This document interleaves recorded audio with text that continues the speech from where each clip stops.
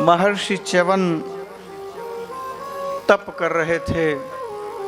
अनंत वर्षों तक तपस्या करने के कारण उनके पूरे शरीर में दीमक ने घर बना लिया। अब वो लगता नहीं कि महात्मा बैठे हैं, लगता है कि दीमक की बांबी है, ढेर है दीमक का, मिट्टी का।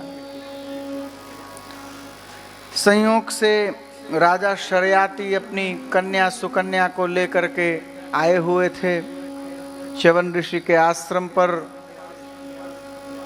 सुकन्या को पता नहीं था ये च्यवन ऋषि का आश्रम है।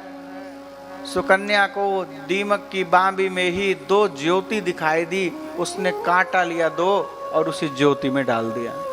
वो 2 ज्योति महात्मा के 2 नेत्र थे।